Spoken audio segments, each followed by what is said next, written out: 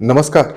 वैवाहिक विवाद के मामलों में अक्सर यह देखने में आता है कि जब पति पत्नी से डिवोर्स के लिए किसी सक्षम न्यायालय में विवाह विच्छेद के लिए डिवोर्स के लिए याचिका दाखिल करता है तो वह यह जानना चाहता है कि यदि डिवोर्स की डिक्री मिल जाती है, डिवोर्स हो जाता है, तो डिवोर्स होने के कितने दिनों के बाद वह दूसरी शादी कर सकता है।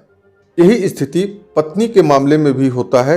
यदि पत्नी कोई दूसरी शादी करना चाहती है डिवोर्स होने के बाद, तो डिवोर्स होने के कितने दिनों के बाद वह दूसरी शादी कर सकती है, यह एक अहम प्रश्न होता है। इस प्रश्न का उत्तर हिंदू विवाह अधिनियम 1955 की धारा 15 और धारा 28 में दिया हुआ है।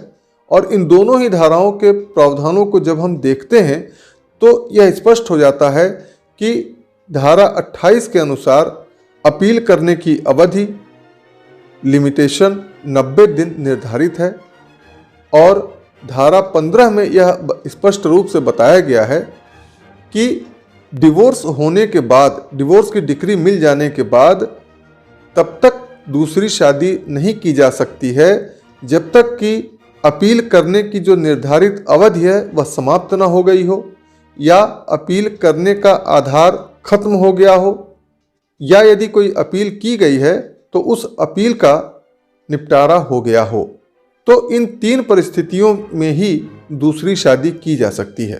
धारा 28 में अपील करने की अवधि 90 दिन जो बताई गई है, वह 90 दिन निर्णय की तारीख से गिना जाता है, यानी डेट ऑफ जजमेंट के दिन से 90 दिन की अवधि गिनी जाती है। और इस गिनती में इस 90 दिनों की जो गिनती होती है उसमें डिक्री मिलने की जो अवधि होती है उसे घटा दिया जाता है। यानी मान लीजिए कि निर्णय हो गया और निर्णय होने के 10 दिन के बाद डिक्री मिलती है, तो इस 10 दिन को 90 दिन में घटा दिया जाएगा, यानी कि अब अपील करने की अवधि 100 दिन हो जाएगी।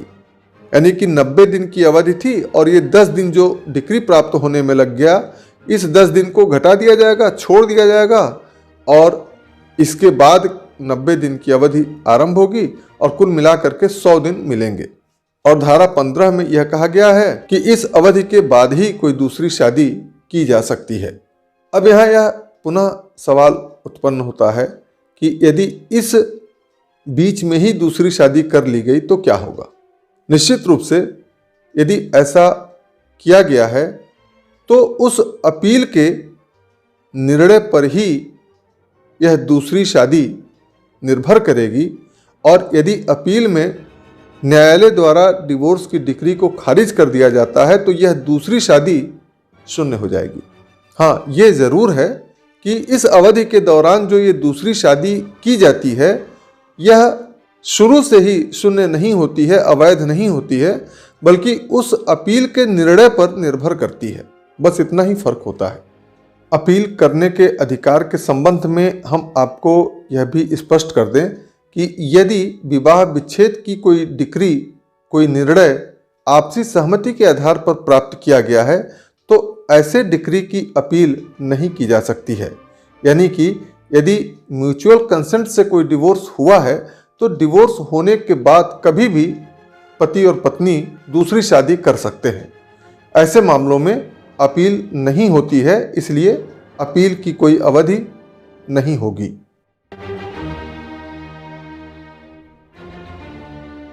हिंदू विवाह अधिनियम की धारा 15 में चूंकि डिवोर्स हो जाने के बाद दूसरी शादी करने के संबंध में नियम स्पष्ट रूप से बताया गया है, इसलिए यदि डिवोर्स की डिक्री प्राप्त हो गई है और पति या पत्नी दूसरी शादी करना चाहते हैं तो उन्हें इस बात का ख्याल रखना चाहिए और उस न्यायालय में जा करके अच्छी तरह से यह पता कर लेना चाहिए कि क्या उस मामले में कोई अपील की गई है या नहीं की गई है।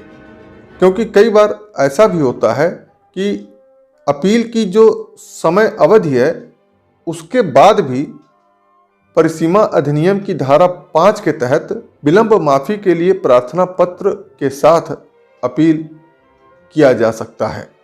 तो ऐसी स्थिति में यदि कोई पक्षकार दूसरी शादी करना चाहता है तो उसे उस न्यायालय में जा करके इस बात की जानकारी प्राप्त कर लेनी चाहिए कि उसके मामले में क्या कोई अपील की गई है या नहीं की गई है, और ऐसी जानकारी अपील की निर्धारित अवधि बीत जाने के बाद भी दूसरी शादी करने से पहले सावधानी के लिए जानकारी अवश्य प्राप्त करनी चाहिए। तो ये थी अपील के संबंध में और डिवोर्स हो जाने के बाद दूसरी शादी किए जाने के संबंध में संक्षिप्त जानकारी। धन्यवाद।